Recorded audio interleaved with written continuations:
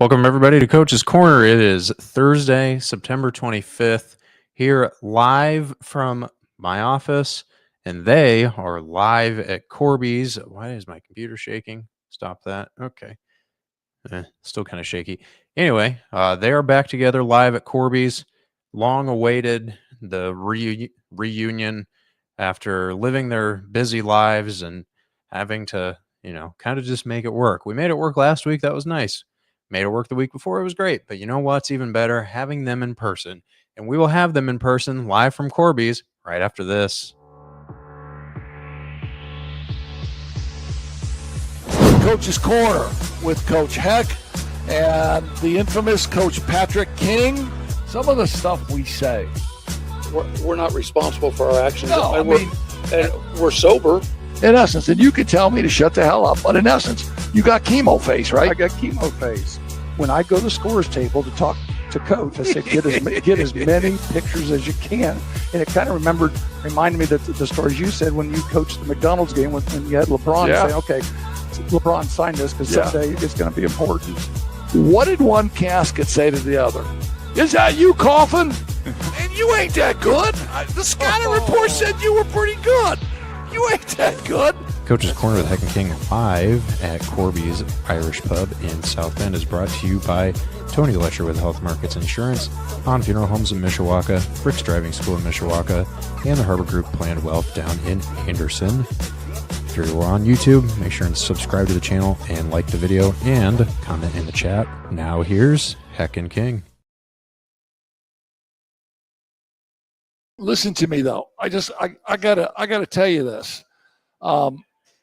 You were gone last week. I was gone the week before. When I was gone, everything was cool.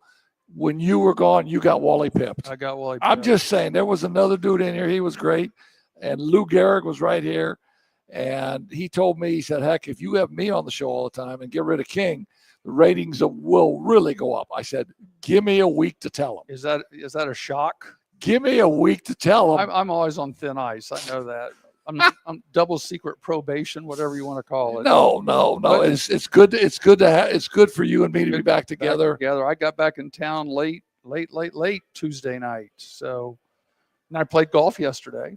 Good for you, and man. Cut the grass today. So Good for you. Did all those things that dads are supposed to do. We have a well, no, forget dads, husbands. Husbands, your children are gone. One's in Sarasota, one's in Texas. That's true. You can't. Your children got nothing in this anymore. That's true. I'm back in town. It's you and your beautiful wife. It was Dad over the weekend. I got to drive the U-Haul. I know 850 miles. That's what dads do. Yeah, that's what dads do. So we have a great show planned tonight. We're going to talk some SEC football. We have one of our guys in town here who's an Alabama guy, and he knows the SEC really, really well. We're going to talk about some of the trials and tribulations that they have going on right now. In about 10 minutes, we're going to have Mark Havard with us. We also have my nephew, the great Jeff Eklinski, who was assistant coach at the University of Michigan, offensive coordinator at San Diego State, has been a college football coach for his whole life. He's not coaching right now. He's doing some virtual stuff with young kids in quarterback play. And he's going to tell us about that. But I am going to have a discussion in between when we get done with Mark. I'm going to have a discussion with you on Notre Dame football, and then that discussion is going to carry over to Jeff because I have a really, really, really good theory, and I know that I subscribe to the theory. I'm pretty sure you would subscribe to the theory, but I'm going to ask an ex-college football coach if he subscribes to the theory of Notre Dame football. Fair enough. We have baseball. Are you kidding me? If you're a Detroit Tiger fan, you're pulling your hair out. You ought to be in full panic mode right now. Yeah, no, they've lost like 10 out of 11. Mm-hmm. Somebody want to call John and ask him? Get him Johnny off. Be good on the line right now, man. Get him off the ledge. Yeah, get him off the ledge. And the Guardians have won 11 in a row. But here's the funny thing about that. At the trade deadline, the Guardians were sellers. Mm-hmm. They were sellers. Yeah. They traded 2 or 3 really good players. And it goes to show you. It goes to show you. Well, No. So what are you supposed to say? It goes to show you what? It goes to show you what? So the movie Grumpy Old Men, Burgess Meredith and Jack Lemmon. So Burgess Meredith was Jack Lemmon's dad, and they were talking. Burgess was 95, and Jack Lemmon would bring him 6 beers every day and a pack of cigarettes, and he was saying goodbye to his trailer one day, and the Burgess Meredith looked at him and goes, "It just goes to show you." And Jack Lemmon, he said, "Dad, what do you mean?" He goes, "Just goes to show you." He said, "So what do you mean?" He said, "I don't know. It just goes to show you." Did you see that Instagram I sent you earlier today? I don't know if you had a chance to look at it. The old guy that went to the doctor said he's got a problem. He said, "I go to the bathroom every day at 6:00 in the morning." The doctor said, "Okay, what's the issue?" He goes, "I don't wake up till 8." That reminds me, you'll like this one too. That reminds me of George Burns. I mean, you know George Burns. He was a great comedian, lived to be about 100 maybe. Smoked 200 cigars. Yeah, no, he smoked 200 cigars, drank 8 scotches a day. He said, my doctor told me, he said, I got to quit smoking. I got to quit having sex. I got to quit drinking. And the guy who was interviewing him said, "Okay, what?" He said, "My doctors died 20 years ago." It's killing me. No, it just goes to show you. It goes to show you. It just goes to show you, man. Hey, you were talking about baseball real quick, and we talked about that. The Reds. The Reds had a game today, and Scott, I don't know if you had a chance to pull that up. I was watching part of it earlier. 8th inning, they're up, and they're playing Pittsburgh. Yeah, Pittsburgh guy hits one deep right fielder. I can't remember his name. I just saw the highlights of it too. Goes up over the fence, goes over the wall, makes the catch, and saves the game. Well, I'm going to tell you. I don't know what happened past that. I'm going to tell you who saved the Reds were the Cubs, because the Cubs went into Cincinnati last week. How many they win last week? The Reds swept 4 of them. Yeah. Took them from the Cubs. And at that point in time, the Mets were losing 2. They were also in a funk. And so the Reds and the Mets are going toe-to-toe now for the last wild card spot. Oh, here, Scott, did you find that for me? There it is, man. Here you watch this catch. Wow. Yeah, he goes up high. You see, that reminds me of when Michael Jordan played for the Birmingham Barons. 2-1 top of the 9th. A catch like that. 2-1 top of the 9th. So thank you. He hit when Michael J played for the Birmingham Barons. He hit 122. And at that point, at that time, there was no interleague series between American League and National League, but some rivals would always play each other in an exhibition game, where the Cubs and the White Sox would play each other. Sure. And they brought Michael Jordan over from AAA Birmingham. He's playing for the White Sox. He gets up to bat against the Cubs, the real Major League team. Harry Carey goes, and now Michael Jordan's up. Michael Jordan can't bust a grape. Michael Jordan can't get a hit in Birmingham, and blah, blah, blah. Michael Jordan rips a double down the left field line. It was classic. But so last weekend of baseball coming up. The last weekend of regular baseball. Season. And now we got postseason. And this is what a weekend for TV. Yeah, no, we have the Ryder Cup. Tomorrow in the morning. We have the baseball pennant races, and there are pennant races still now. The Yankees and the Blue Jays, all year long, the Blue Jays led the division. Now the Yankees put a charge. I believe the Yankees lead by a game. Yes. The Seattle Mariners and the Houston Astros, all year long. The Astros at the end, the Mariners win. The Astros are losing. The Mariners are leading by a game. So lots. If you're Cleveland, Detroit, we talked about that. And the thing is with Cleveland, Detroit, the winner's in, the loser's out, because I don't think they're not good enough to even be a wild card team. Can we get Johnny to be good on the phone? Johnny, we should. This is heck. Yeah, what's going on with your Tigers, man? God. They're awful. Stop, Johnny. Don't jump off the ledge. All right, man. God. It's really great to be back. It's really good to be in Corby's. It's just a great place. Let me mention our sponsors here, and then we'll get Mark Havard here on Tony Letcher from Health Markets. Just has done and I know he's done a great job for you in your retirement and in your Medicare and in your supplements. Well, here real quick, we found out, I made a phone call today on a personal note. we've got to get to find him because my HSA that I have, I know this is a public service announcement. We tried to file a claim for medical expenses, okay, for my cataract surgery and everything else I've had in the last year or so. They denied it and said that the policy that we had, that HSA money, was not for insurance claims. It was for insurance premiums. You better get Tony. So we're Tony. we got to get hold of Tony. And Tony. What's the story, man? so we need some financial advice on that. Because, no, you need to get a new. No, you don't. No, we're staying with Tony. So we're good with that. We're staying with Tony. We did that on our own. So now we got to say, okay, now what's the next plan? Because we can't use it for the expenses. Can we use it for some premiums? Hey, see if you can go to Dairy Queen. Use it for Dairy Queen. Man, come on. Is that a medical expense? I don't. It will be if you eat too much Dairy Good Queen. point. So Tony Letcher, Health Markets, he's amazing. They do a great job. Get a hold of Tony, and he will certainly take care of you. The Ben Harbor Financial Group down in Anderson, Indiana. And again, I don't know how this all works out always, but you and I are both with Ben Harbor. Interesting, isn't it? And Ben's made us a lot of money. Yeah, Ben has made us a lot of money. We need to thank him every time the stock market closes. We need to. I got to call Ben and thank him. I got to send him some flowers. Ben, here you go.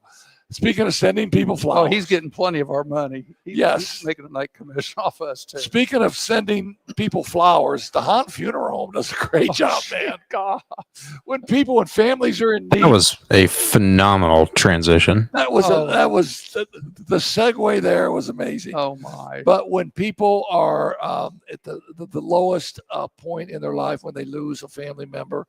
And they need a funeral home. They need people with compassion. They need people with knowledge. Stop in and see Pat Hahn in Mishawaka, and they just do a wonderful, wonderful job. The Black Sedan Band out of Birmingham, Alabama, they are still kicking it, man. I talked to my brother 2 days ago. He's on board again. He's another big-time sponsor. Good for him. He's on board. We got to make sure we play his bumper music. Oh, sure. And he's rolling with us again. Frick's Driving School, right? Oh, I forgot that check. But Frick's Driving School is Oh yeah. They're in. Good. They're in. I got to work Monday, Tuesday. Good, man. So anybody needs to learn how to drive. Now listen, I don't think Monica's coming in tonight. She's got some things, but if you see Monica, do not mention Frick's Driving School because she thinks I need to go to driving school. And we're still looking for somebody that can speak Ukrainian, so we can get some people taken care of with a grandma from Ukraine. The Ukraine wants to drive, but I can't speak Ukrainian. You can barely speak English. I hate to break it to you, but sometimes there's a couple stutters involved there. A struggle for words. Hey, if you heard, Scott, why don't you take us to break? We'll slide Mark in here then, and we'll get ready to talk some SEC football. All right. Looking to get your driver's license? Frick's Driving School in Mishawaka makes it easy with the Indiana State Driving Exam in-house for just $65. No formal driver's education is required. If you're 16 years and 270 days old, which is like 9 months, and have held an Indiana learner's permit for at least 180 days, which is like 6 months, you're eligible. Frick's provides the vehicle. All you need to do is bring a ride to and from the office. The exam only takes about 20 minutes, and you can walk out with your official Indiana driver's license. To schedule, call 574-256-0650 or visit fricksdrivered.com. Finding private health insurance can be stressful. What if it didn't have to be? I'm Tony Letcher, licensed insurance agent. I prefer to personally meet with my clients so I can get a better understanding of your needs and budget. I can even review your current coverage. I don't want you to be my client today. I want you to be my client forever. Call Tony Letcher today to schedule your free consultation or visit tletcher.com. Hahn Funeral Homes, located at 505 West 8th Street in Mishawaka, continues a proud tradition built on one promise of family serving families. With deep roots in the community, Hahn Funeral Homes offers traditional burial, cremation services, and now pet cremation options, providing compassionate care for every member of the family. Families in Mishawaka have long trusted Hahn's to guide them with dignity, understanding, and personal attention through life's most difficult moments. For more information, visit them online at hahnfuneralhomes.com or call 574-255-1474. Hahn Funeral Homes, a family serving families. Thinking about retirement, Harbor Group Planned Wealth helps you answer the big questions like when to draw Social Security, how to manage investment risk, and what health insurance might cost. Wondering if you can earn part-time income after 62 without losing benefits, or if retiring could actually feel like getting a raise. They've got answers and a plan to guide you. Call the Harbor Group at 765-393-1074 or visit harborgroup.com. That's harborgroup.com.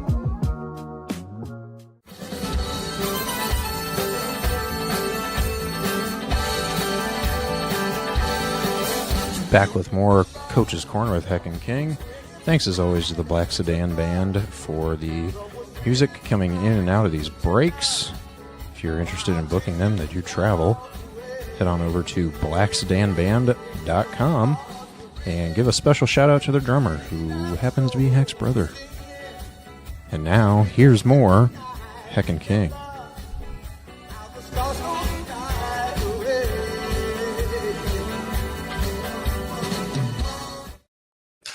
We are back. We have the great Mark Havard sitting in with us. And Mark, so you were not able to see the opening segments that we have to open the show, but I'm sure you heard me and my big mouth say he ain't that good, and I'm sure you heard me, right? Mm-hmm. Okay, so let me tell you what that's about, because you were the head basketball coach at Trinity High School here in town. Mm-hmm. At Trinity and Greenlawn. And we always talked about how we would give scouting reports. And we would say, this guy's scoring 20 a game. This guy can go left or he can go right. If he catches on you, he's going to rise. He's going to shoot. He's really good. You can't let him make a catch, blah, blah, blah. Well, I remember when I played, and I played for the great Bob Donewald, and we did those scouting reports too. You did those scouting reports. You did those scouting reports when you would scout a team. Well, I would play. I'd go to first quarter. I would go the first quarter and do everything they told me to do. And then that started second quarter. I say, listen, man. I say, you ain't that good. I mean, these scouting reports said that you could do this, this, and this, and you ain't that good. And so that's where that came from. And it usually gets a laugh when I say it. Well, you guys didn't laugh at all today. I've heard it once or twice, but yeah. Tell him. The problem is he did that to everybody, from what I understand, no matter how good they really were. Yeah. No, sometimes it might make somebody mad enough to go off on them. Yeah. Well, no, talk and tell him the Larry Bird story when you played at Butler. I didn't say a word to him. No, it was Mitchell. Doug Mitchell almost choked the guy out. Yeah, the year after I was gone, Mitchell was a year younger, and Doug Mitchell, who was a coach at North Central, and we were teammates, but Maloney, a kid named Maloney from Brownsburg, 6'8", 6'9", pretty good ball player. He was guarding Bird the next following year, and he said something to Bird. He said, you're pretty good. He said, but I'm looking at the book. I've got 10 and you only got 4. What's going on? I guess Mitchell just snatched him and said, get your ass back over here. Shut the hell up. One of those deals. And Bird proceeded to torture him for like 40 some. So it just, here's somebody was talking trash, and Bird let him know. Yeah, and Bird was that good. Oh, yeah. If I was guarding Larry Bird, I wouldn't have said that. It was his senior year. Yeah, he was good. Yeah, he was really good. He was really good his senior year. Why would you say that to Bird his senior year in college? I don't know. Yeah, but he was naive enough to think he might make a difference. Yeah, no. So no, you can't. So every now and then I would talk stuff to someone who was good, and you were an athlete, you were a player. Were you ever a talker on the court? No, let my play do the talking. Man, that is so cliche, man. That is so old school. It is. I mean, no, I know. I get it. Great shooter. I'm going to give it to you. No, I get it. So where are you going with this with SEC football? No. This is just a little segue. It's just heck doing heck. We just know we kind of go from A to B to C to D. But now that you're here, sometimes we jump to X, Y, Z. We're going to be on task now that you're here. Okay. So SEC football, we're 4 weeks in now. Okay, we're 4 weeks in. Notre Dame's 1-2, but they had a bye. The opening game with Alabama. Mm-hmm. I know you were downstairs on your couch. You were throwing stuff against the wall. You were saying this QB's got to go, because they looked awful, didn't they? They did not look good. Yeah. Not for a first game. So what is your take now after 3 games in, and they had a bye last week? Right. What is your take now? Oh, I think my take now is I think DeBoer has finally caught on to SEC football, and you really got to challenge these guys. I mean, they came out flat. And it's just an opening game, and you come out flat, you're not hitting, you're jogging the plays. Guys were thinking too much and just not hitting hard. And I think they've changed that. I think they've adjusted that over the last 2 games. Now, granted, it was ULM and Wisconsin, not the same talent they're going to see Saturday night, but they're definitely a very talented team. They've got the ability to win the SEC. I think it's going to come down to like it did last year, consistency. Can you play consistent football, especially on the road, right? Bama dropped 3 or 4 games last year on the road, So can you be consistent, and definitely can you play well on the road? What is your take on the conference as a whole? Everybody has always said the SEC is the best football conference in America. You got Ole Miss, you got LSU, you got Missouri at 1-0, you got Oklahoma. I got no idea why Vandy's up there. I know they're 1-0, but at the end of the day, they're recruiting. That's a good squad. Yeah, no, and they beat Alabama, didn't they? They beat them last year, and they got a chance of beating them this year too. So what is your take on the SEC strength of schedule conference as a whole? I think it's wide open. I think there's probably 4 or 5 teams that could win the SEC this year, and I haven't seen this kind of parity in I don't know how long. And I think it's attributed to NIL and the portal. You can go get guys now, and teams like Vandy. This is not. Tried to tell people last year, this is not the Vandy of old. This is a new Vandy with legitimate key players. Quarterback Pavia, but then also too their offensive line this year's beefed up quite a bit, and so they're running the ball pretty well. I think the SEC is wide open. I think it's the best conference. Is it still the best power conference? Depth-wise, sure. I don't. I think there are other top-level teams. Ohio State, that's going to definitely be right there. Oregon is another good team that's going to be right there. So, and I would encourage Notre Dame fans, don't give up on your team yet. There's a lot of ball to be played, and you just need to get in the playoffs, right? We're going to talk about that after we get off the SEC. Well, we're going to find out real quick this weekend because Alabama plays Georgia. That's right. And one of the things I was looking at as the day progressed today, they've got Georgia at number 5, they've got Alabama at 17 in the ratings, but then you look at the power ratings, they're number 4 and 5. Yeah. They've got Alabama way up there. And matter of fact, it's Oregon, Ohio State, and then Alabama is actually in front of Georgia in the power ratings. So, let's see, how good things are. We'll see on Saturday for sure. Yeah, it's going to be a heck of a matchup. I think it's going to come down to who gets the ball last. And I wouldn't doubt it if this, like last year, the score gets up there a little bit. Both defenses have some serious questions about them. Bama does get Keenan back in the middle. Georgia last 2 weeks ago against Tennessee, I don't think anyone's seen a team throw on Georgia 100%. Like Tennessee did. Here's my take on this. If Tennessee's coaching staff doesn't overthink the whole thing, let's run this play, let's call timeout, let's run this play, let's call this timeout, and then they get a motion penalty. They got to move them 5 yards back.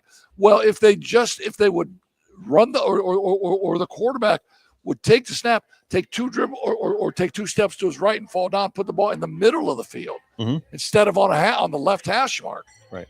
And the Tennessee kicker said, "Yeah, I wanted it in the middle of the field." And the Tennessee court or the Tennessee coach had 2 timeouts to work with. Right. Come on, man. Get the ball where he wants it. Yeah, and Georgia gets beat that game. And now Georgia's playing behind the 8 ball a little bit. But Tennessee got beat that game. yeah, no, my Yeah. bad. Georgia Tennessee won got that. beat that game. Georgia should have got beat that game. Right. But here's a great quote, and this plays into Mike Gundy from Oklahoma State getting fired. Mike Gundy gets fired. His record the last year and a half was not very good, and he had been there a long time. Although he's got a $15 million buyout. So his comment is, "Where do I sign? Where do I sign? Yeah. Can I sign?" Ed Ogeron. Ed Ogeron, He part two. it was his famous line. He gets fired from LSU, and he's got a $17 million buyout. All the microphones are in his face and everything, and he goes, "Where do I sign? Kidding me?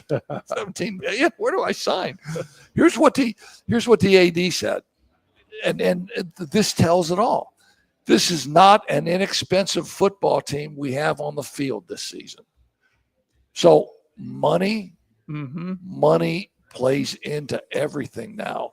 Not only paying the coaches, but this AD knows we spent a lot of money for this football team, and you're 0-3. So back in the day, so back in the day does not mean 50 years ago. It might mean 5 years ago in this instant, because we all know teams were paying, but Before it wasn't NIL, legal. yeah. But it wasn't legal. Right. But this comes back, hey Mike, we gave you $80 million to field a team this year. These are the guys that you bought and you wanted, and you can't win with them. So it's just, and people can say what they want to say. They can complain, or like the good coaches will say, "It's here. Now how do we use our advantage?" Right? Yeah. Well, I mean, other teams can go get players too now. 100%. Right. And that's what, I mean, again, that was my example with Vandy, right? I mean, you can go get a quarterback, you can go get a wide receiver, a running back, you can go get an offensive line. And the next year you can be a completely different team. Yeah, it happens quicker. Right. And teams like Alabama, Georgia, Ohio State, they don't have the depth that they used to. And that's why I think we're seeing more parity. Is why would, if you're a player, you're second, third string, why do you want to sit on somebody's bench when you can go play somewhere else and make some money? Yeah, and Life-changing money. And make some money is I'm not sure that isn't before maybe playing, because they kind of go hand in hand, but yeah, it's generational money. It's generational money. It's hundreds of thousands. And there's a lot of those kids in the SEC. They will make more money in college than they will ever make playing pro ball, if they play pro. Well, especially on their first contract. Yeah, right. On their first contract. But absolutely. So I just think it is a different day, and the coaches that understand that have a leg up. And I don't think you'll find coaches belly aching about it anymore. It is what it is now. And this is what Nick Saban said before he retired. He said now it becomes a paramount on the coach to find the best players. Right. If you're gonna give $1 million to somebody, that kid better be good enough, right? Right. And if he's not, he's still getting the $1 million. You're probably getting fired. Right. I think the firings will happen much quicker because of money. You're going to have money to buy those fellows out. And, from the Notre Dame standpoint, we mentioned it last week. Notre Dame has 2 losses. So Notre Dame obviously has to win out, and then they need help. Well, I think this weekend's the first time you're going to get help. I'm looking here. LSU, Ole Miss. So one of those teams is going to walk away with their first loss. They're going to be, trying to prevent the loss number 2. Who's going to win that game? I'd go with LSU. It's at Ole Miss. It's at Ole Miss. Auburn, Texas A&M. There's another one. Those are the teams that Notre Dame's going to be talking about conversations. But Notre Dame wants Texas A&M to win out. Yeah, exactly. And Miami to win out. Exactly. They want them to be, win every game. Yeah. So Notre Dame, people around here, they need to start selling A&M merchandise and cheer for them. The same thing. Can you imagine Notre Dame people cheering for Miami to win? That just doesn't. Kentucky, fit, right? It's South Carolina. This is a big one here. I mean, this is a huge one. Massachusetts at Missouri. Yeah, I there's think a couple non-conference. We're not going to have. I don't think there's going to be any undefeated SEC teams. Yeah. I think there's going to be probably at least, several 2-loss teams, and there might even be a 3-loss team that can. And that's why I'm saying, that's why I think if Notre Dame will just win out, go 10-2, then they're going to be in the conversation with these other teams, just like they were last year with these other 2-loss teams. There's going to be 4 or 5 teams, Notre Dame being one of them. Which 3 do we take? Did this bother you when these comments started coming out? When Alabama did not have a good opening game, and now all these comments start coming out where people were in the hotels with the Alabama team, and they would see the Alabama players down, getting dine and dash meals at 1 a.m, going out and paying for food at 1 a.m. to be delivered. Whereas under Nick Saban, they never saw an Alabama player out in a hotel. Down in the lobby. They were not down in the lobby. I'm not so sure about that, but hey, as long as you're winning, nobody really cares. There it is, right? Good point. If you're not winning, then all everybody of starts that, looking at every little thing, right? Then all of that comes to light. Like last year when we lost on the road, people talking about DeBoer's, what he's wearing, right? Yeah. And the offensive coordinator and defense, what are they wearing? It looks terrible. Why are they, it's like he just lost the ball game. We don't care what they wear. We got to figure out what's going on. Well, we haven't heard any speeding tickets from Georgia football players recently either because they've been winning. Yeah. As soon as they get beat, we're going to hear about all the traffic tickets the Georgia players have.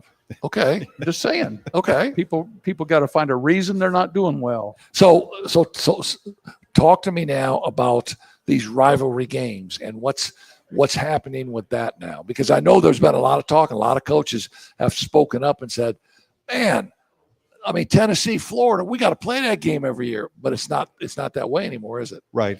They switched it to a 9-games conference schedule, which then means, they've had to rotate the teams around. They're still going to play each other. I think it's just going to be every other year. So you got Alabama, LSU. That's not going to be a yearly rivalry, which, you think about that. That's been a classic, that for a long time, a good 15, 16 years. That's been a classic. Now I think each team got to pick 3 teams that they want to have on their schedule every year, like Alabama, Georgia will be every year. I know Alabama, Auburn will be every year. Yes. Yes. Mm-hmm. And I think who else is there's one other team they're going to play every year. Might be Tennessee. Alabama, Tennessee will happen every year. But in order Alabama, to LSU. flip-flop those schedules every other year and to make sure everybody plays each other in a 2-year span. Right. Right. That'd be like Texas OU not playing one year because even That's the Red River rivalry. That'd be unpatriotic if those two don't play. Right. Yeah, there'd be a civil war. Right. Well, there might be a civil war anyway, but there'll be a civil war if they don't play. And even locally, think about how Notre Dame's schedule has changed. They've been picking up these ACC teams. There's no more Michigan. There's no more Michigan State on the Notre Dame schedule for the last several years because of the affiliation they have with the ACC now. So as an SEC fan and as a diehard Alabama fan, how do you feel? How do you feel about Kalen DeBoer as the head coach at Alabama? I think he's doing a good job, right? We're definitely recruiting at a high level still. That's the marker you got to look at for the future. The defense sometimes is a little lacking, or sometimes we've got guys wide open. Guys are not necessarily filling their gaps that they're supposed to fill. Linebackers are getting out of position. Other than that, though. But those things that you just said, that's huge. Yeah. That is huge. And that didn't happen before. Yeah. Or it didn't happen a lot. It didn't happen very often, right? Yeah. So they're playing, I think they're more in a 3-4 defense now. Offensively, I think we got our guy this year, quarterback, Ty Simpson. You didn't say that after the first week, though, did you? I did. I didn't think it was. I thought he looked like that forever frozen picture of Y.A. Tittle on his knees with blood coming out of his head. You remember that picture? I remember. You remember that picture? Hey, when you've got 6'6", 300 coming at you multiple times, you're going to run for your life too. Hey, ask me what I had for breakfast. What'd you have for breakfast? I don't know, but I just brought up YA10 I know. on Isn't that one knee with amazing? blood coming out of his head. Where did that come from? I know. But I mean, I don't know. Like one of the things when I watch Alabama play football, I think of St. Nick, and I think of him on the sidelines. I think of him coaching his brains out. I think of him bringing a player over and just getting into him a little bit. And then when I watch Kalen DeBoer coach, he's, real proper, doesn't go out of, doesn't go off on anybody. But that doesn't mean that he doesn't have assistants that are doing that, Sure. I think obviously his demeanor is a lot different, but we did see this past game, he was a little more animated on the sidelines. Good. Yeah. And, I think he's coming around to the fact that, you've got to coach a little different in the SEC than you do in other. Yeah, and you got to coach a little bit different at Alabama. Exactly. At Alabama, right, Yeah. Pat? Oh, exactly. No So- doubt. Well, you found that out real quick at Anderson 20 some years ago. It's a little different. Yeah, no, you have to coach. Every day. Yeah, every day there is something different every day. Mhm. And Every day. you have to coach, and They're just when you don't, expectations. so and this is a great example. I mean, Indianapolis Cathedral, really good high school basketball team down in Indianapolis. They were giving NIL money out back 20 years ago. Okay, But nobody knew about it. yeah, and I'm not supposed to tell, but nobody listens to this show anyway. But they were giving out money. And they had great players. They had a great team. They come into the Wigwam. It's my first year. It's the third game. All I'm preaching to my guys is you got to be tough. You got to be mean. And when the game gets tough, you got to get tougher, blah, blah, blah. And I'm thinking to myself, before the game starts, Cathedral's going to kill us. They're mean. They're big. They're strong. They're tough. They're going to hurt us. They're physically going to hurt us. My guys hung in there. And we won the game 32-30. High school basketball game at the Wigwam, 32-30. I know where this is going. A slugfest. I know where this is. I am walking off of that court in my chest, my heart's beating out of my chest. I'm so proud of my guys. They were able to do that. They were able to hang in a slugfest. I get to half court walking off. The crowd is booing. The crowd at the Wigwam is booing because we only scored 32 points. They had no idea what that game was really about. Because before them, they were the coach before them for 20 some years. They were putting up 75, 80 points a ball game. Yeah, but put them in a game like that, a knockout dragout game, they would have completely struggled. And I found out early on. Okay, here's what I found out. I don't really care about the crowd because I taught my guys how to play that way. I knew that in a big game, learning how to play hard, learning how to play tough, learning how to take every possession and play every possession would be better in the long run. So I didn't say it to anybody because I wasn't stupid, but in my own brain, I said, I don't care. Right. I mean, boo, I don't care. If we're 10-0 and you're still booing, good. I don't care. But and I think DeBoer thinks the same way, right? I mean, you come Sure. after the GOAT. Everybody's expecting Alabama just to dominate like they did before, and they're not.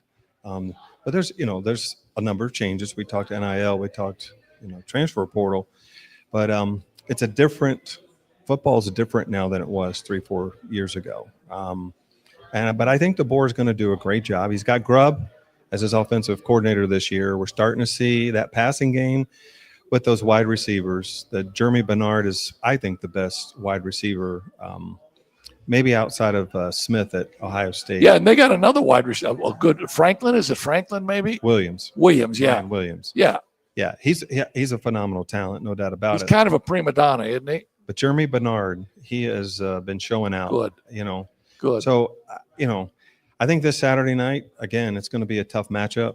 But, I'm going to go Bama, field goal at the end, something like that. That just Yeah. Get them a win. So When I was looking at the over/under is 52. So what you're saying, I'd probably take the over. I'd take the over. I'd take because they're both teams will be in the 30s. Yeah. yeah. No, I would agree with you. Maybe I don't first think team 40. either defense is where it used to be. Exactly. So here's my question. I want you to try and be honest about this.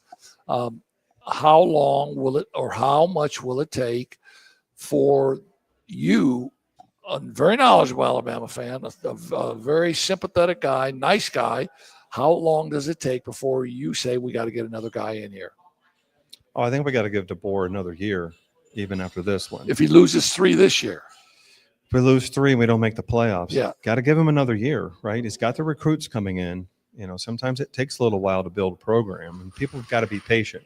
Everybody wants to, drive through, pick up a national championship, and drive out, and that's just not the way it works. All right, let me ask you this question: if you were Wally Pipp, and you missed a game because you were sick, so you don't know who Wally Pipp is.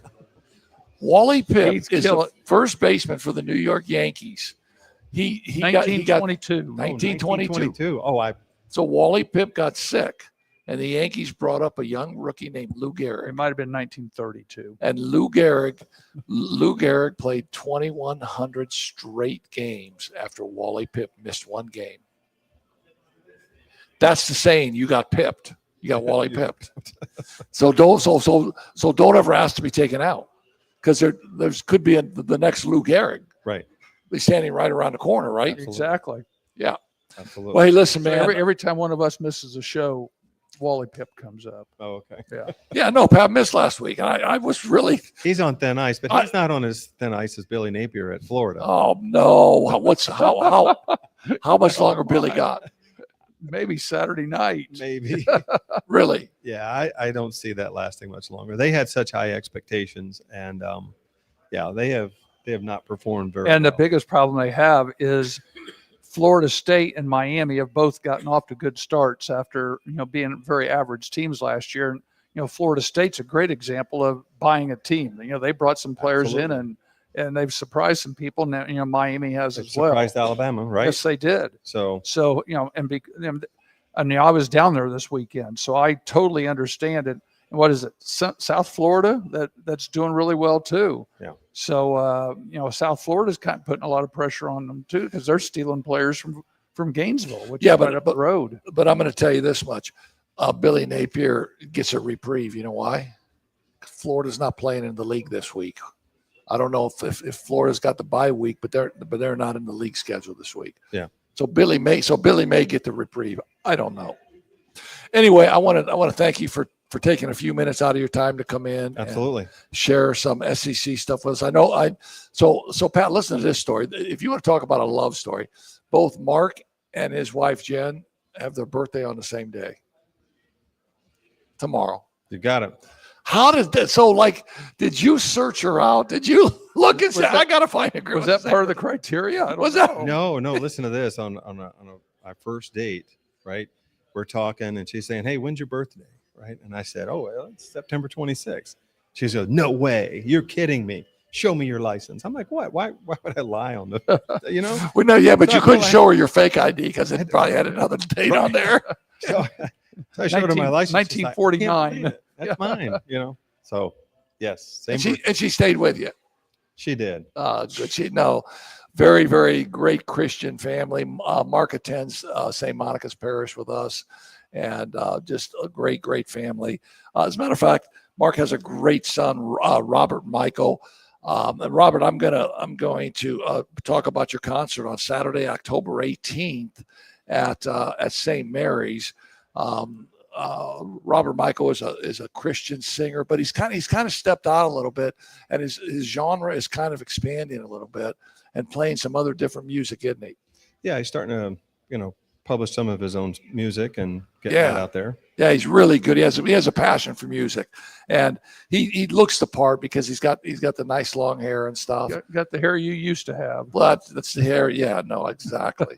So Saturday, October 18th, and can I keep this? Sure. So I can pub this in the next couple of weeks. Robert Michael's going to have a concert at St. Mary's, and it's going to be at the Little Theater. So if you got nothing to do and you want to hear some great music, stop in and see Robert Michael on the 18th at St. Mary's Little Theater. Listen, man, thanks. Roll Tide. Roll Tide. I know. I know. So when you say Roll Tide, you know what I say? What's that? Go Bears. Caleb Montana. So you know what I say? Caleb Montana. After last week's games. Yeah. NFC Offensive Player of the Week. Wow. Caleb Montana. Congratulations. There we go. Finally.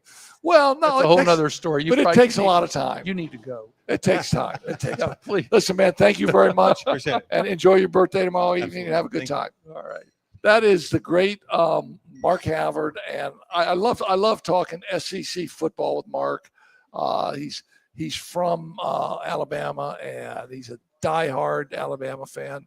I think we do have We have the great Jeff Hecklinski on. We can go. Scott, you want to go to break real quick, and then we'll get set up and go. Yeah, so we're gonna talk about some commercials, and then when we come back, I'm gonna pepper Jeff Hecklinski with a massive question, and I want you to hear this question too. All right. All right.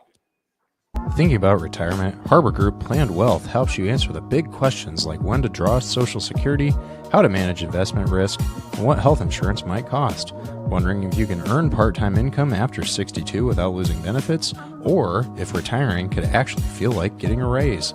They've got answers and a plan to guide you. Call the Harbor Group at 765-393-1074 or visit harborgroup.com. That's harborgroup.com. Han Funeral Homes, located at 505 West 8th Street in Mishawaka, continues a proud tradition built on one promise of family serving families. With deep roots in the community, Han Funeral Homes offers traditional burial, cremation services, and now pet cremation options, providing compassionate care for every member of the family. Families in Mishawaka have long trusted Hans to guide them with dignity, understanding, and personal attention through life's most difficult moments. For more information, visit them online at hanfuneralhomes.com or call 574-255-1474. Han Funeral Homes, a family serving families. Medicare plans can be confusing, but they don't have to be. I'm Tony Ledger, licensed insurance agent. I can help you compare your options because I'm appointed with many nationally recognized carriers. With my help, you can find the coverage that fits your needs and budget. I don't want you to be my client today. I want you to be my client forever. Call Tony Ledger today to schedule your free consultation or visit tledger.com. Looking to hit the road with confidence? Frick's Driving School in Mishawaka has been helping drivers of all ages gain the skills they need for a lifetime of safe driving. With experienced, patient instructors, including our very own Pat King, and flexible scheduling options, Frick's makes learning to drive easy and stress-free. Whether you're a first-time driver or need a refresher like our own Ron Hecklinski, Frick's has you covered. Plus, for just $65, they offer the state driving exam in-house. No need to go anywhere else. Visit fricksdrivered.com or you can call 574-256-0650 to get started today. Back again with more Coach's Corner. Shout out, as always, to the Black Sedan Band, now in their, well, they've been with us since the start. We'll just say that. They do travel, so if you're interested in booking a great cover band, go to blacksedanband.com, or you can check them out on YouTube after you're done watching us, of course. Now here's more Heck and King. The Black Sedan Band, we are so fortunate to have another Hecklinski on this show, the great Jeff Hecklinski. Jeff, how are you, man? I don't know if I'm great, but I appreciate you guys having me on. I'm just another squirrel in this world sometimes. You know what I'm saying? No, you are not a slap. You are. I'm just going to be the first to I tell didn't you. say slap. I You said said a squirrel. Yeah, so the Black Sedan Band with the great Donnie Hecklinski on the Skins is just a great band, and they do our cover music. So I'm going to put this scenario in front of you. A college football coach for a long, long time, a Division I college football player, played in the Arena League before you got hurt. But I think this is true, and I'm just going to throw this at you. I love Marcus Freeman. I think he's a great coach. I think he's a great recruiter. I think his face of any program would be amazing because he cares about people, and he's not only a great football coach, he's a good person. But I think this about him. I think at the start of the season, Notre Dame was jacked up, ranked real high, maybe 6 or 7. Played 2 high-profile games. played at Miami on a Monday night or a Sunday night, and then Labor Day Sunday. Yeah, and then a home game against Texas A&M against an ex-Notre Dame assistant coach. A big hyped up type of game, Texas A&M. Where, by the way, your daughter is an administrator to the head coach at Texas A&M, correct? Yeah, she's the director of player engagement and coaching operations there. So she handles everything for the players and their families off of the field. Yeah, so obviously you had a connection to that game. Now I saw Notre Dame. I didn't think Notre Dame played very well, especially in the Texas A&M game. Every time Jeremiah Love got tackled, he got up and he's jawing at Texas A&M. And I mean, I'm not naive enough to think that a football game, that's going to happen.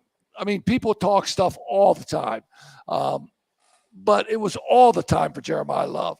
And obviously, Notre Dame gets beat in both of those games. Now, whether by happenstance or just the way the schedule falls or just the way it is, Notre Dame's 0-2.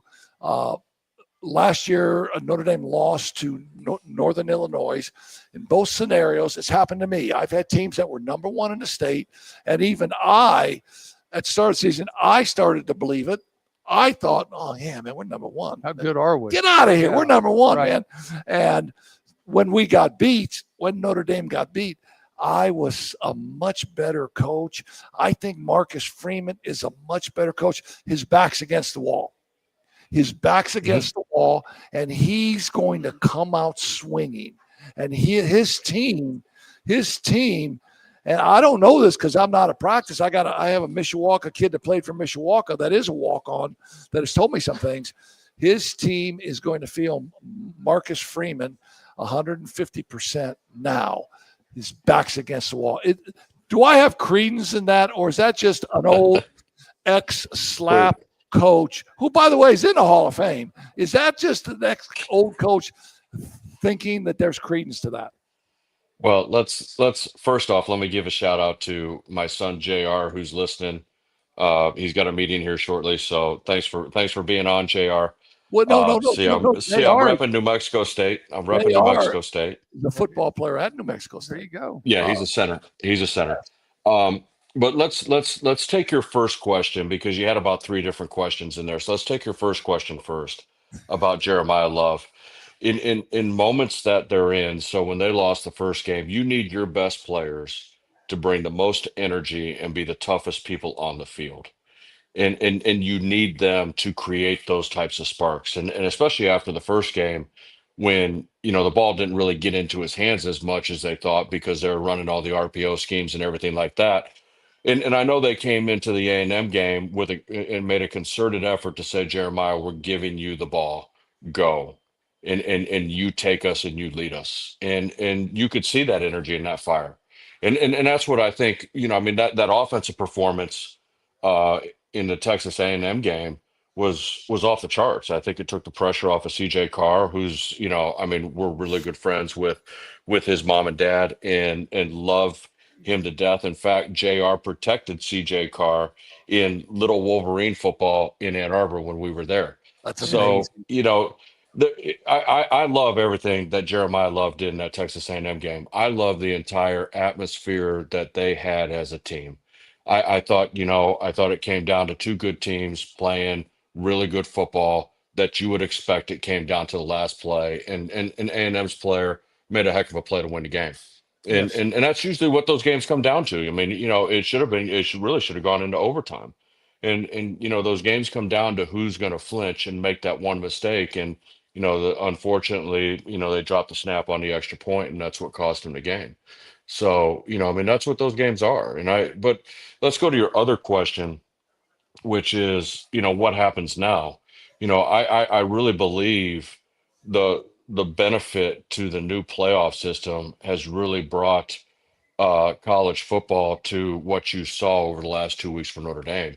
Teams are willing to go play those games now early because, in my opinion, and I could be proven wrong, but in my opinion, Notre Dame's going to end up 10-2, and there's going to be an argument for them to finish in the top 12 and play a playoff game. And so I really believe that the way this is all working itself out is really increasing the the excitement, the enthusiasm. Obviously, it's generating a lot of money because these games generate a lot of money, which then puts a lot of money back into the universities through the TV contracts, creates the NIL collectives now that are paying the players to create these. I mean, it's essentially what the NBA has done. These college football programs are creating these super teams. Ohio State, Notre Dame, Alabama. I mean, and you look at it all over the country, they're all creating these super teams. And I think what makes Marcus Freeman so good is he has a very calm demeanor and has the ability to manage these super teams. You could tell. I mean, I love everything about Jeremiah Love when I watch him play, but you could tell Marcus. No, His internet just went wacko. we have to get Jeff back. We'll get him back. That's an internet thing at his place because There he is. We Are you got guys you. there? We got Yeah, you. yeah. I mean, you could just really tell that Marcus Freeman challenged Jeremiah Love, but it's in a way that Jeremiah Love responded, and everybody then responded around him, and that's what I think makes Marcus Freeman is his ability. Phil Jackson, think of Phil Jackson with the Bulls. He had to manage Jordan, Pippen, Rodman, and everybody else that was around him. And I think Marcus Freeman has a lot of those traits where, his demeanor, his calmness, especially in these moments, they shine, and that's really what makes Notre Dame now step themselves up. And like I said, I wouldn't be surprised at all to see them 10-2 and in the conversation to have that 12, 11, 10th seed and playing in the playoffs again. And you got to give him credit. I mean, he lost to Northern Illinois a year ago, and he ends up playing for the national championship. I think I mean, it takes a very, very, very special human being to be at the head of one of the most pressure-packed historic programs in the country in the history of college football and weather that loss and then at the end of the year play for the national title. Yeah, I don't think there's any question about that, and I think, and I guess my way of expressing that was kind of stepping back and kind of thinking about myself and my own coaching career and how I would handle that. I think I do believe you're 200% right when you talked about how Jeremiah Love now had to get touches against Texas A&M, had to be the leader, had to step up. I mean, that's why you're the best. That's why, in my opinion, you should still be in the game, man, because of how you just analyzed exactly what the rest of guys that are hacks that watch college football and think they know everything about it, but they don't analyze it like you just did.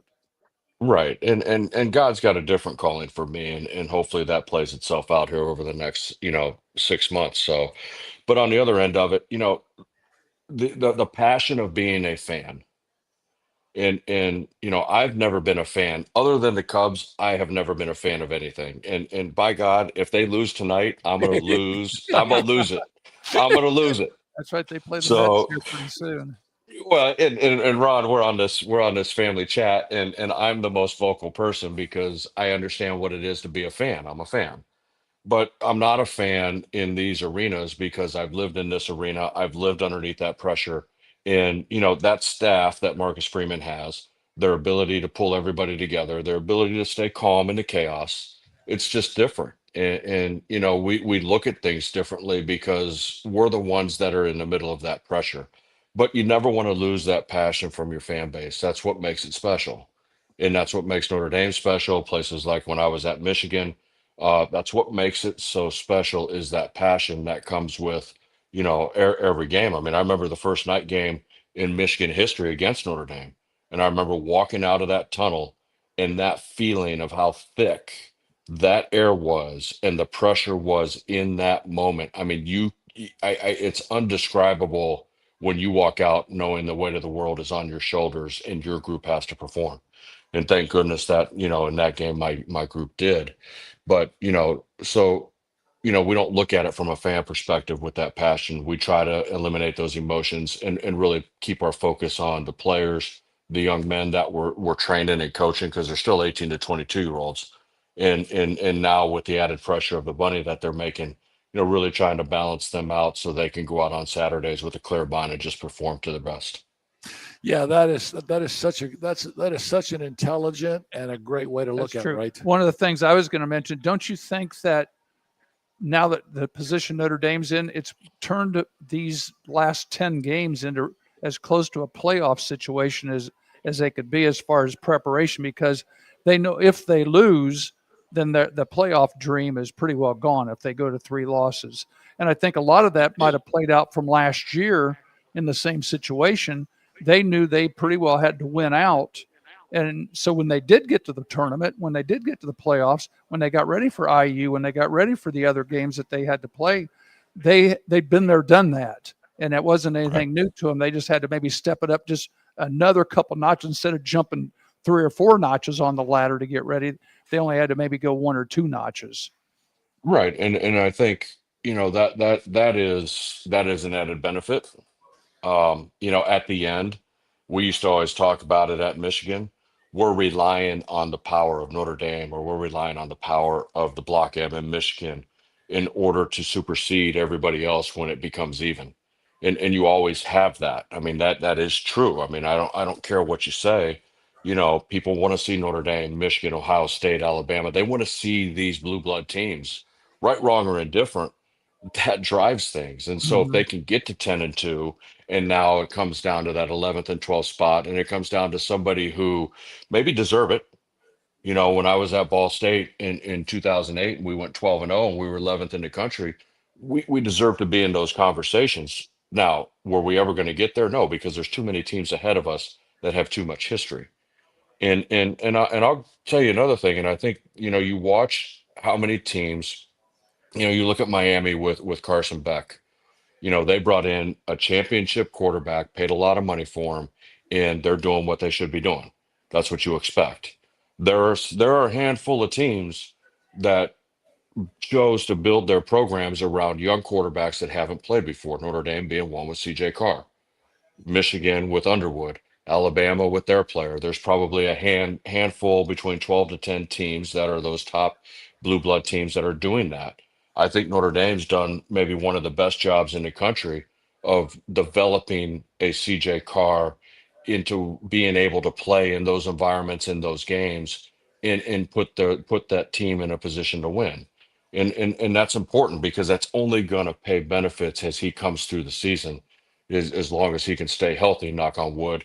By the time they get 3, 4, 5, or 6 games in, he's going to play like he's a 3rd-year vet, just like Carson Beck is. And now they have the ability, they've had the ability to use their money to put players around him that can benefit him in those environments. So I'm really impressed. I tell you, as many people that look at it and say, oh, they're 0-2, you go on the road at LSU and you're in the middle of a fight. You come home against a really good Texas A&M team, who I think is going to be in the talk all the way down to the end. So is LSU. I just think Notre Dame's in a great position to really be right in the conversation at the end and really be strong going in. It's kind of like baseball. The Diamondbacks 2 years ago, they're the last team in, but yet they end up in the World Series. Yeah, and at the trade deadline, they sell, but they gel at the end, just like the Guardians now.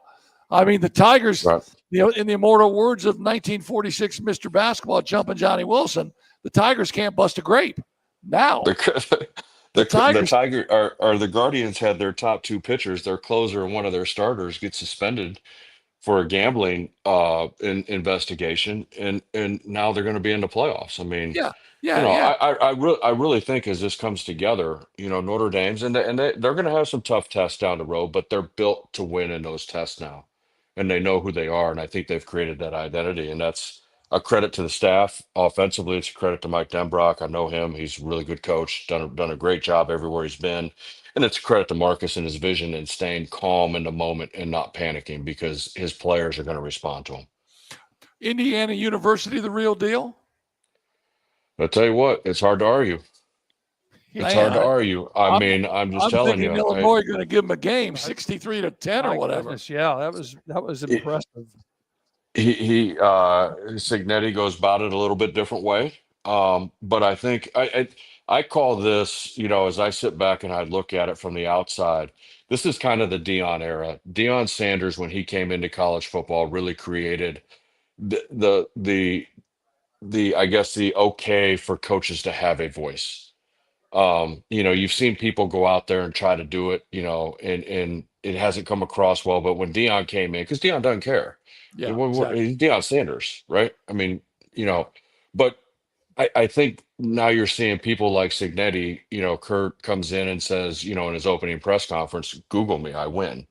That's kind of the Dion, and he's backed it up. I Yeah, mean, yeah, now he's 100%. backed it up. And 100%. so from that standpoint, if you're going to be that way, then you got to go back it up. And his team, has definitely done it. His defensive coordinator, Bryant Haynes, we recruited and played for us at Ball State, and he's an amazing human being. And it's no surprise that they're going to play that way defensively year in and year out. I think it's easier on the defensive side to evaluate defensive players and bring those types of players in, with offering NIL and everything.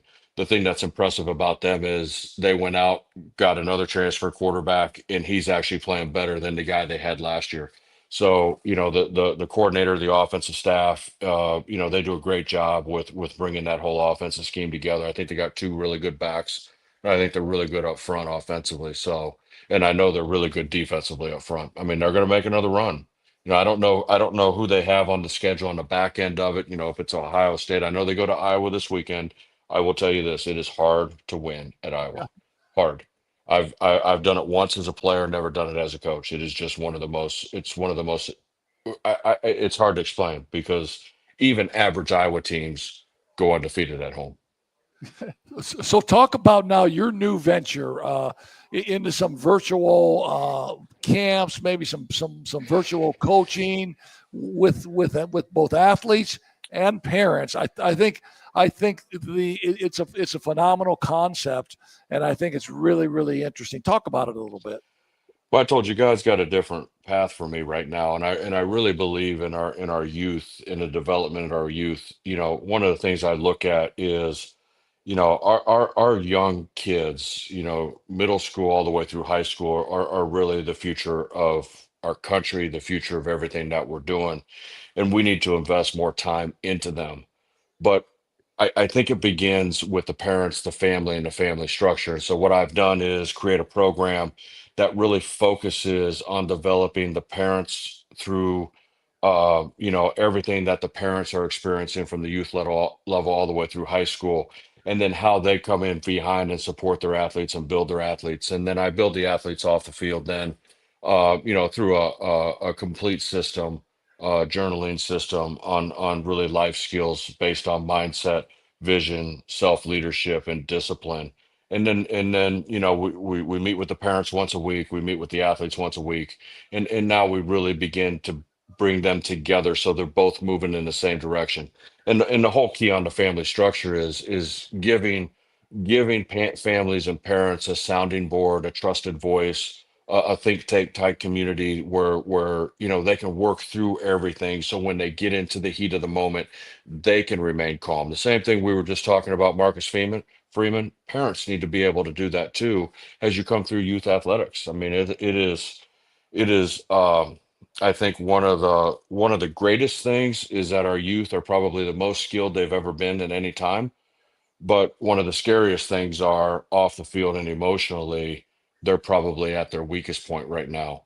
And I think the same thing for the parents. I just think of everything we went through. Riley's the director of player engagement at Texas A&M, but she played college softball. Mikey's just coming off Tommy John surgery, but he's pitching at McKendree. And then JR's, redshirting freshman at New Mexico State University.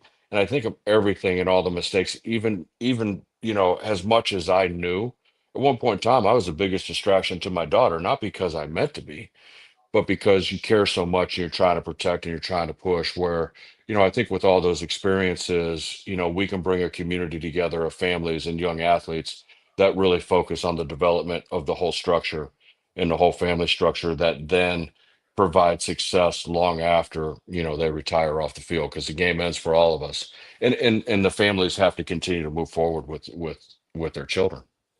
Yeah, and when I hear you talk about that, and when I think back to maybe a player or two that I can think about whose family put them in every possible, or thought they put them in every possible successful scenario, was a quarterback that played at the University of Southern California named Todd Marinovich. Had every skill you could ever want to have, but had such a difficult time going through his trials and tribulations as both a college quarterback and then a quarterback for the Los Angeles Raiders at that time. I mean, I don't know if you remember him as a QB. He was a player when I was a player, and I don't know those specifics because I'm not in the day-to-day weeds of what all that took place. But what I do know is this, as highly skilled as our athletes are today on the field, you know, they're not prepared to handle the failures that they're going to face, nor are the parents. And that's probably the hardest thing as a parent is watching your son or daughter actually have to struggle on the field. And we've put a lot of money into that. And to know that no matter how much money you put in, they're going to strike out in an important situation. They're going to throw an interception. They're going to drop a pass. They're going to miss a basket in a game. That's all going to happen. It happens at every level. But we've got to prepare the minds to be able to handle that, both from the athlete side and the parent side. We've got to prepare both the athletes and the parents to be able to become emotionally stable so they don't emotionally overreact and then create damage that can't be repaired. And I'll give you an example. I'm working with one family right now whose son got benched 2 weeks ago. And I mean, you can imagine what that's like, and then and all the thoughts and emotions going through. And he's going to go talk to the coach. And we call, we talk, we work through it. End of story. 2 weeks later, the son earns a starting job back. He's named captain for the game week. And on last Saturday, he was announced defensive player of the game for the county. So, how all this comes together now is really going to benefit the kid, make the kid stronger in those moments, but it's also going to make the parents and the family stronger because they're going to work through it together. And that's the goal. Do you have a website or do you have an address that any I of our do. listeners? Yeah, I do. It's called Savage Heck, SAVAGEHECK.com. That's my website. Yeah, and anybody listening, because I know we'll put this segment up individually on YouTube. Just this segment, and I know you'll get a lot of hits from this. I think your concept is really, really good, and I think you're 200% correct when you say that this generation of athletes is probably better than any generation we've had, just because of they're taught so many skills at such an early age now. Mm-hmm. I mean, when I was 6 years old, 7 years old, I wasn't taking lessons at a basketball academy. Now kids are. No, but you were being trained in other areas. Yes. And I mean, when you're out on the playground and we used to get thrown off those metal wheel things that would throw and you banged your head. And, nowadays, you got to sit down for 10 days or 15 days. I mean, we got up and ran. There was no word concussion at that point in time when we were growing up. Exactly. So you're being trained in other areas. And really what we've got to do now is bring this together. And to be honest with you, the reason why nobody really wants to bring this together between the families and the young athletes is because it takes a special person to be able to, one, put a system together for parents that really benefits them, but two, also then is willing to work with the parents as they come through all this and have all of the I don't want to say it's credibility, but I mean, I've made a lot of mistakes, and those mistakes now I can pass on to other people so they don't make the same mistakes that I made. And I've sat on both ends of it. I've been in the stands as a parent. I've been in the recruiting meetings as a coach. I've watched my kids get recruited and been through that whole process. None of the three kids were blue chip players, but they've all become good players in college. And then they've all become, very productive as they've gone out of college and into, really the college world and the NFL world with Riley. The other two, we'll see what happens with them. But it's just bringing this all together, because what I'm proposing and what I'm going to do is not fun. It's fun to go out on the field and work with the kids and see the ball in the air and let them work. What I'm doing is everything behind the scenes. And Mhm. a lot of people want credit. A lot of people want to go thump their chest and say, I developed that kid and I developed that guy. I don't want any credit. I just want to produce families that are strong, that then produce our next leaders, because that's all that matters to me as we move forward. Just like I expected my own children, I want my own children to be the next set of leaders that come through Yeah. this. The question I have for you right off the bat, I'm thinking, what age group are you particularly pointed to now? High school age, middle school? You know, I could see this going clear down into little league, especially with the travel little league, whether it's baseball, football, or basketball. You for, see all these highlights of the parents just going wacko at ball games and things. I could see, right. I would think the younger you could get to people, the younger, even parents and the kids, the better off it would be. It is the younger, the ones that I've worked with since I've been off the sidelines for the last 3 years. I kind of started 6th or 7th grade. And those are the ones who now are, from a skill standpoint, they have their skill coaches and they're obviously very talented kids. But, now they have the mental side and the life skills to go with the talent on the field. And most of those kids are Power 4 kids right now. I'm not looking to work with all of those types of kids. I want to work with everybody that's around the country and eventually, hopefully, worldwide. The one thing I would say is there is a cognitive reasoning part of this with the athletes, because they do, there is work every day. There's work every morning and work every night. Not long, not hard, but just stuff that makes you think and really makes you think about your thoughts and your actions and how you bring this together. So you do have to read, write, and understand, your emotional side of this and how we bring this together. So I've really started at about age 10 and moving forward. I think age 10 is really a good age to where they're young enough that they really haven't started to form all those different mindsets and mentalities, so they can really be molded. And they're at a point where they can read, they can write, and they have an understanding and a cognitive understanding. And at that point, then the parents, are really committed to really moving forward with where their sons and daughters are at that point. So. And this is all done virtually, correct? This is all done. There's 3 different tiers, but the base tier to get in, and the other thing I've tried to do is make it affordable, because that's the other thing too. Everybody should have the opportunity, if they want, to be able to find all the resources that bring this all together. And so I've tried to make it affordable. In the base way is, my first class I'll actually do webinars, introducing everything the end of October, early November. And then my first class will start December 1st, right around that time. And those classes are all virtual. They're run every Sunday. I do an hour and a half session with the athletes themselves, which is an hour of training and then a 30-minute Q&A with the athletes. And then right after, I do an hour and a half with the parents separate. And so I meet with the parents for an hour where we go through everything we've just done with their sons and daughters. And then we really focus in the moments as to what their sons and daughters are going through, especially for the timing where they are in season, things like that. And then a half-hour Q&A with the parents. So then now we really can get to the heart of everything that's going on, because most of the time what one parent's going through, 100 parents are going through. And so then we can really create strategies that then now allow the parents to be successful and maximize the potential of their sons and their daughters. So your address again is what? Savage what? SavageHeck.com. SAVAGE heck HECK.com. That's beautiful, man. It's beautiful. I love hearing it. I think you are really on to something, and I'm really, really proud of you, man. Thanks for taking a couple minutes. Stay on the text line tonight. We'll talk some Cub baseball. They're already down. I just got an alert. They're already down. It was Shota cannot keep the ball in the park. Lindor. Lead off. It was probably first pitch home run. No. But so here's what I'm going around South Bend saying right now.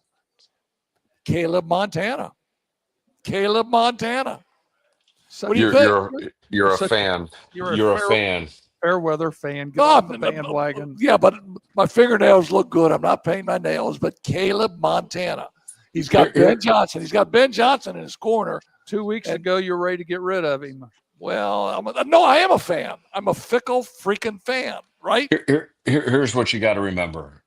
They kept Peyton Manning healthy when he first started in the league, and then they got the results of that at the back end, from the middle to the back end. True. If they can keep Caleb Williams healthy and allow him to be on the field and not get beat up. I mean, when you start taking those hits and you start flinching, I mean, everybody says, "Oh, why is he doing this? Why is he doing?" You go stand back there. You go stand back there with Myles Garrett. I mean, if you've ever stood next to Myles Garrett and understand what 6'6", 285 pounds looks like, that can run a 4.4, you would understand why these guys flinch. I mean, you know, the guy they just traded to Green Bay. I mean, you got to keep him healthy. You got to keep him upright. That'll give him confidence to stay in. And once they gain that, I mean, Baker Mayfield, you and I were talking about the other day. It took Baker Mayfield 3 teams. Why? Because Tampa can now keep him upright and keep him healthy. Mm-hmm. And so now he has confidence. And I think Ben Johnson is the right guy to do that. I mean, he obviously what he did in Detroit and what he did with Stafford. Is it Stafford? No, Stafford's in LA. It's who they traded. Goff. What he did with Goff, because they were really, Goff was on his last leg when Detroit got him. And so I think, you know, you're looking at the byproduct of when you keep him healthy and you keep him upright. Those are the results that you get, and that's what they got to do with Caleb. So Hey, Where's Russell Wilson going this week? He's now. You know- Are they going to shop him around? no, nobody's. no, I mean, he makes way too much money, obviously. Hey, you heard what Russell Wilson said. I want to stay here and I want to help the team. He knows where he's at in his career. And he Right. also knows that if he wants to put himself out there like that, you know, sometimes you don't want the answers to those questions. Good point. Hey, listen, man. And I'll tell you, look what Kirk Cousins and Mike Penix, Yes. at Atlanta, you know, if something happens to Dart, you got a great backup. The money's already spent, so you might as well just keep him on and have a good backup at that point. Hey, listen, man, I really appreciate you coming on and giving us some great insight, A, to college football, and then B, talking about your SavageHeck.com program. I'm going to see you in Alabama over Thanksgiving, and I'm really looking forward to doing that. You're the absolute best. Please Appreciate you guys. Please give your children a hug for me. Tell your lovely wife I said hey, and I will. thanks again. The great Jeff Hecklinski, man. You do the same with the fam, Ron. Thanks, guys. Appreciate you. Got you, man. No, so like fans like me, Right. we're just crazy, right? Because when you sit back and you listen to a guy who was in the industry Mm-hmm. and fought the battles, understood that pressure of being either at Michigan or wherever he was at, but understood that pressure, it makes a lot more sense, doesn't it? It did. And, one of the things he mentioned was when he was sitting in the bleachers watching his kids, the point where he's been there. So he's not really, being a parent, but he's also not a fan, where he can sit there and really not react. And I can remember a couple of times when my daughter was playing high school basketball and had a close game and she made a couple baskets, everybody's going crazy. And I just basically sat there, didn't realize what I was doing, but I had several people, Nan Cholchinsky for one, came up and said something to me. She says, "Why didn't you even clap for when your daughter scored those points?" I go, "Oh, did she score?" I mean, I just remembered somebody on the team scored. I didn't even remember it was her. I mean, I was just you just get in one of those. I know. You get in that coach's mood where you're sitting there watching the game, and I really wasn't a parent. I was sitting there coaching the game, so to speak. And it was just funny with that. I didn't show any emotions when my own daughter played, and maybe that was my fault. I should have. But yeah, no, I totally understood what he was talking about when you just mentally put yourself in a whole different frame of mind where you're not a fan, where you don't jump off the ledge when 100% right. When the Cubs, lead off with, throw a first pitch and goes out of the park and things like that. Yeah, no, Francisco Lindor hits a jack off the first pitch by Shota Imanaga. Now Jeff and I will we'll be texting all night during this game. Oh yeah. Well, I'm just thinking there's a game, we're talking about games. Detroit and Cleveland are playing right now. Talk about, two teams for first place in the Central Division. Yeah, and when you talk about that scenario in baseball, Detroit's been in first place the whole season. And all of a sudden. But the problem with it is their record is not good enough to be in a wild card position. Yeah. And so if truly the Guardians keep the lead that they have, I think the Guardians have a 1-game lead now. Right now Detroit is the last team in. Houston's one back. Yeah. As of noon today. There you go. As of noon today. That's how quickly it changes because how fragile it is. It began September 9th. They had a 9.5 game lead September 9th. And everybody is saying, well, yeah, now, when do we start getting our rotation set for the playoffs and stuff? Yeah, who do we rotation set? Who do we rest? We need to play every game. And all of a sudden they've got to win them all. Yeah. I think that's the great thing about athletics. Well, and the wild card games start Monday. And I was just looking at this week, the final series. I got 3-game series is Friday, Saturday, Sunday with just about everybody. I think they start Tuesday, don't they? I think they start Tuesday. Maybe if there's a play-in game, it might be a play-in. Yeah, I think they start Tuesday, maybe even Wednesday. And Detroit doesn't have it easy because Detroit's got to finish in Boston. Yeah, and Boston is in line for a playoff. They're trying for a wild card. Yeah, they're trying to catch the.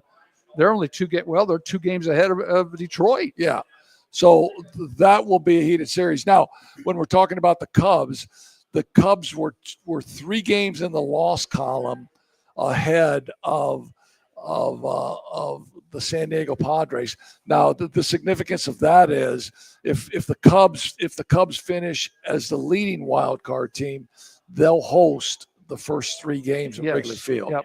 And they would play the Padres. They would be 4 would play 5, and right now it says they're you said 3. That's I think I said 2.5 at lunch today was when I but they're playing the Mets, and the Mets are, like I said, the 6th seed right now. Yeah. And the Cubs are the 4. Well, with the Reds and the Reds climbing on the Mets back, and the Reds are right behind that. Yep.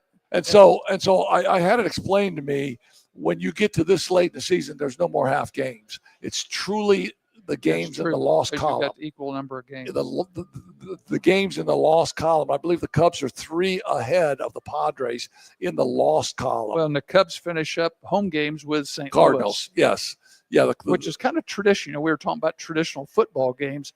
Seems like the Cardinals and the Cubs always finish the season against each other. Yeah, and I mean, if you're a MLB fan, I mean, you love that. You love that because usually there'll be some West Coast games on tonight to stay up. To turn on that. I didn't. So no, I'm really impressed by you because I didn't really think you were a great baseball fan. I like baseball. I like this time of year, obviously. Now, games in May, June, July. Just you can tell me about them. Now, I can't name a player on any team, but I like to watch the games. How about some high school football as we finish up now? The NIC conference last week, and I predicted this.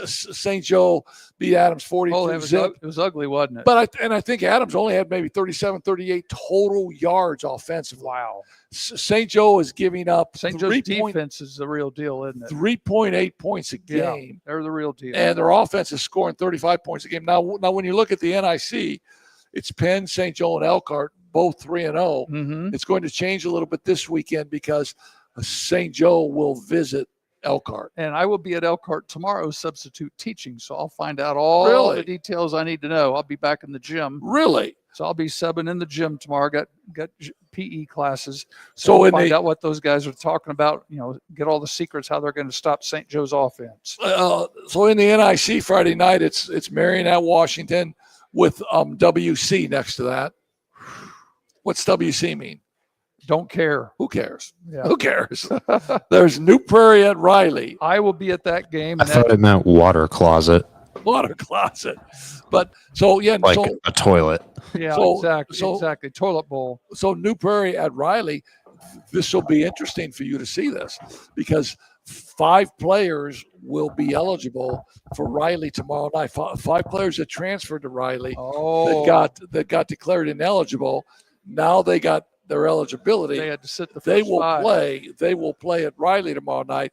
And I heard from a good source today that they're really, really good players. And so we'll see. I mean, you'll be the first guy I should talk to about it. New Prairie's 0-5.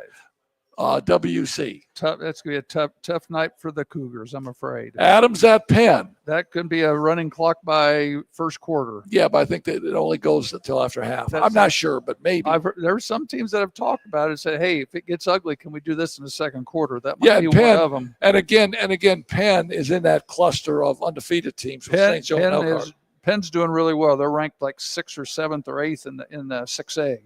St. Joe is so, and this is just kind of me. I think the real rankings that we have are the Sagarin rankings. Oh, sure. I've always believed in the Sagarin rankings. So The power ratings, in yeah. 4A, St. Joe was rated 10th in the state. Mhm. Overall, in all 6 classes, St. Joe was rated 37th. So St. Joe is playing really, really well. Now let's go to the Northern Lakes, where last week we had a bit of an upset. Now I don't know if it's a bit of an upset.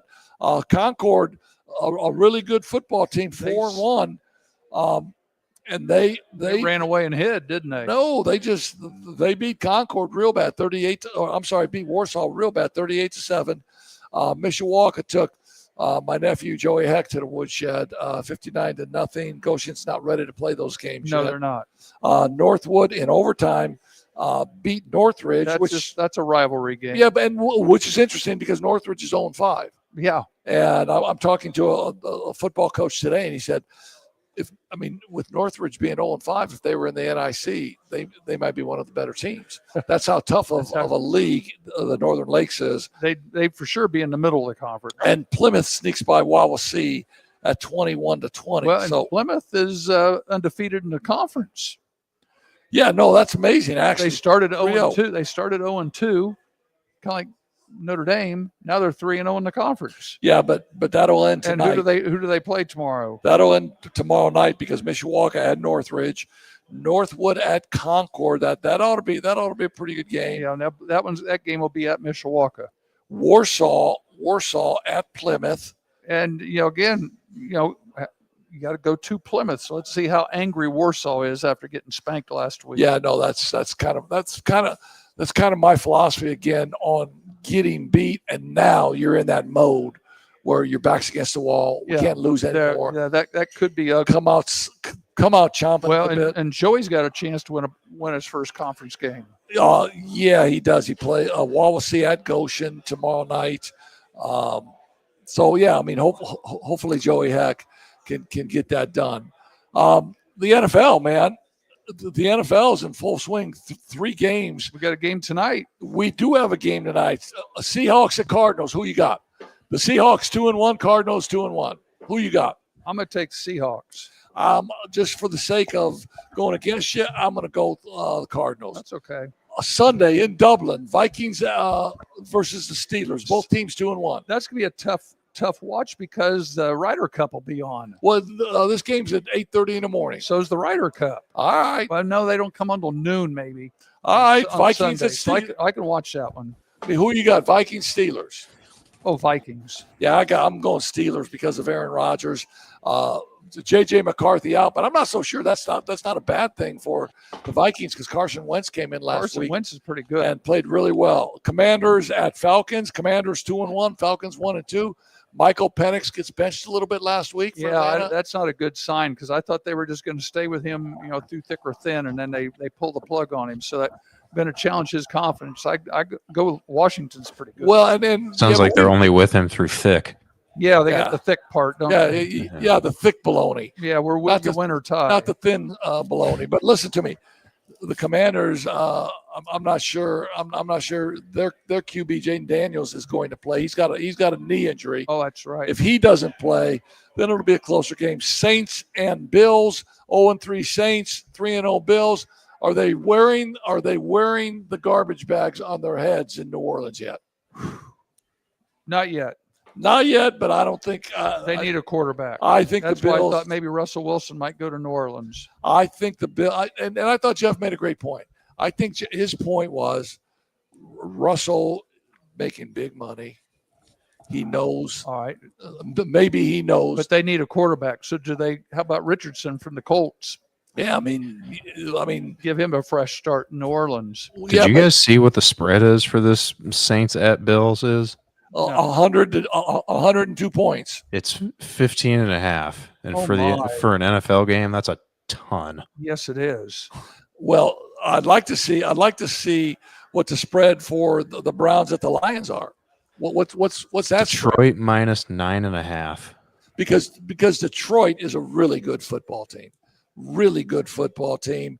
The Browns have a great defense. The Browns defensively are as good as any team. And Joe Flacco at age 40, still slinging the ball around a little bit. Doing just fine. Here's a WC game. Titans at the Texans, both 0-3.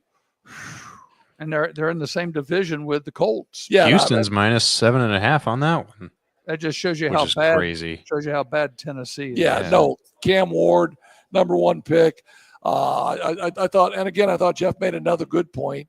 Can they keep these young quarterbacks healthy? Mm-hmm. But obviously I would take Texas there. The Panthers at the Pats, 1-2, because it's in Foxborough. I might have to go with the Patriots. Chargers at the Giants. Giants aren't very good. Jackson Dart making his First start. Harbaugh will make things miserable for Yeah, them. and here's what I thought was interesting. I thought it was interesting that the Giants head coach Brian Dable came out and said, "No, this is not a one-game deal. Yeah, Jackson Dart is my starter for the rest of the year." Yeah. I wonder, did Atlanta say the same thing about Penix at the start of the season? Obviously not. Yeah, I don't. I mean, I know. Obviously not. I know Jackson Dart did a great job in preseason camp. I know he looked really good in those preseason games, but it'll be interesting to see. He has a shot. It'll be interesting to see what transpires there. I think this will be a good game, but I think you'll see the Bucks go down. The 3-0 Eagles at the 3-0 Bucks. I think Baker Mayfield's been a great story. That could be the game of the weekend. Yeah, he's been a great story. 3 comeback wins. Mm-hmm. And well, we watched the one last week. They lined up to kick a field goal to put the game out of reach, and they get it blocked, and next thing you know, they're down 1 instead of up 9. Yeah, exactly. But I think the Eagles are the real deal. I think the Eagles win that one. You know what? Everybody talks about, and I don't know, in the offseason, the signings of the free agents, the draft, everybody says, man, Chris Ballard ain't very good. He ain't a very good free agent. He doesn't sign a whole lot of guys. He doesn't spend a whole lot of money like that. The Colts are 3-0, man. 3-0. I mean, they go out, they get Daniel Jones. Is it smoke and mirrors? I don't know. No, I think Shane Steichen is a really good coach. The Ravens lose their best defensive tackle. He's out for the year. I think that'll be – no, I'm sorry. It's the Rams. They play at the Rams. At the Rams, And yes. I guess my big question for the Colts is, can they go to the West Coast? This is their first, long road trip. And can they go to the West Coast and win? Here, can I give you the difference between Daniel Jones and Anthony Richardson also? Yes. So I'm looking at ESPN's stats right now. Daniel Jones, through 3 games, he's 63 of 88 for 816 yards. That is 272 yards a game. But that is also a 71.6% completion percentage, which Anthony Richardson was lucky to break half. Yeah. Anytime you're throwing up 70% or better, that's just unbelievable. And so I give Chris Ballard some props, but then I got to take those props back when he made that choice with Anthony Richardson, because Anthony Richardson had only played a half a season with Florida. And I just wonder why they draft him in the first place. Well, I mean, great athletic talent. Yeah. great athletic talent, but had not played quarterback enough to understand the quarterback position. Understand how to. I thought they may have thought that they could turn him into Lamar Jackson, No, that's a great good point. but Very Lamar good. Jackson had 3 years of playing QB at Louisville and also won a Heisman. So Exactly. it's not like Lamar Jackson came out of nowhere. Well, Exactly. And the Bears play. Whoa! I'm sorry. You're ahead of yourself, man. The Jags at San Francisco. I don't know if There's no- Who cares? Purdy's playing. Go ahead. Everybody's hurt. Nick Bosa tore his ACL. No, I Bosa's know. hurt again. I know. Can Trevor Lawrence come out and light him up? I don't know. They are in second place in that division. They're 2-1, Jacksonville's man. Off to a good start. They're 2-1. The Ravens at the Chiefs. I don't know. Is the Chieftain time done? Everybody's got a shelf life. I think Baltimore Is that window closing? Yeah, I don't think this would be a good weekend for the Chiefs. I would, I wouldn't say the window's closing. Like Patrick Mahomes he's been in the league, 8 years? it's 7 not years, Mahomes, something it's like that. everybody. It's Yeah. the supporting cast. And Peyton Manning went through these little cycles where they'd be unbelievable for 3 years, they'd start to dip, and then they'd kind of overhaul the roster. Yep. So I think it's just time where It may be time to overhaul the roster. Clark Hunt needs to start working free agency a little bit harder. Hey, the Bears at the Raiders, man. Both 1-2. The Bears. And here's my take on the Bears, man, because I'm a great Bears fan. My take on the Bears was when Ben Johnson signs, I drank the Kool-Aid as much as anybody, saying that, yeah, man, he's the real deal. He's gonna turn it around. But that the NFL is hard to turn around quick. It's hard unless you have great personnel that just isn't being coached right. Well, the Bears don't. I don't think the Bears have great personnel. Yeah. And I think, and I'm not sure when you're an 0-2 football team and 3 of your or 2 of your second round picks are inactive. If you're going to pick somebody in the second round, they better be able to They're play ready to play. immediately. Mhm. And they're inactives on Sunday. They can't be projects. No, I still take the Bears at the Raiders though. The Pack at the Cowboys, man. I'm taking Green Bay. Well, I'm taking Green Bay in a massacre at I mean, it's going to be a massacre, and the Spread is 6.5. We can go to bed early on Sunday night. Yes, we will. No. Sunday night is the Jets at the Dolphins, both 0-3. Monday. I'm sorry. Yes. Monday night. Oh, The hey, Jets at the Dolphins. one other thing about the Packers and the Cowboys. Micah Parsons coming back. Yeah, and you don't think Micah Parsons will want to make life real miserable for Dak Prescott, right? Right, and then point Make it more miserable for Jerry. and point up at Jerry. Exactly, 100%. And Everybody then the knows where Bengals, Jerry's sweet is, so he'll know. and then the Bengals will play. They're awful. Well, no, they're 2-1, but they lost Joe Burrow for the season. Now. Yeah. So now you're right. They are awful now. Yeah, because they lost their quarterback. Exactly. So great show tonight, man. We covered a lot. I know you have some. Well, Scott, Did you get into the big college football games? There's quite a few good ones this weekend. Alabama, Georgia, obviously, you guys talked about. We got Penn some State good and games. Oregon also play. Penn State, Oregon. Yep. That'll be And a then great game. Ohio They're State's at Washington. Let's see, LSU at Ole Miss. I think you guys talked on that one. Yes, that'll be a really good game too. Notre Dame Yeah. at Arkansas. Well, it's a noon ball game. Again, this is the second road trip for them. Speaking of road trips, Scott, run your little Fricks car. Wow, great segue. I got a road team. Now we're going to leave. Great.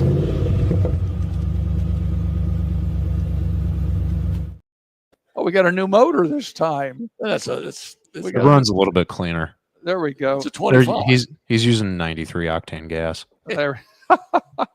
Hey, what we're just going to mention, just because it's probably the last week we'll have to worry about it. WNBA, my road team of the week is going to be the Indiana Fever. Them going out to Vegas and winning game 1 of the semifinals the other day, I thought that was a big deal. They're 1-1. That may be the only one they win. They're back in town the Friday night for game 3. But I think Stephanie White should be the coach of the year. She's got 6 players sitting on the bench, and they're still somehow figured out how to get to the playoffs. People have been cutting on her all season, but I think she showed it. She's one, if she's not the best coach in the league, she has definitely figured out how they can win ball games without Caitlin Clark. Yeah, that is a great choice for the Fricks game of the week. Again, a shout out to our sponsors tonight. Tony Letcher at Health Markets, the Ben Harbor Financial Group, Pat Hahn at the Hahn Funeral Home, the Black Sedan Band. Their music again was kicking it, and obviously then the people at the Frick Driving School. Scott, you were phenomenal tonight. The pictures and the sounds were great. Pat, so good to have you back, man. My boys, Jack and Aaron, said, "Dad, you got a little pep in your step when you're going to do your show." I said, "Pat's back, man." Yeah, that's a nice compliment. I said, Thank "Pat's you. back, man." Pat's back in town. Yeah. Like I said, I spent the weekend in Florida and had a good time seeing Stephanie and moving her, and I'm back in town and ready to get back at it. All right, man. Scott, take us out. And again, thanks, Scott, for all of your efforts, man. We'll be back next week, same time, same place. Hey, QR code in the top left will direct you to Coach Heck's website there. It's savageheck.com. And yeah, like these guys said, we'll see you guys next week.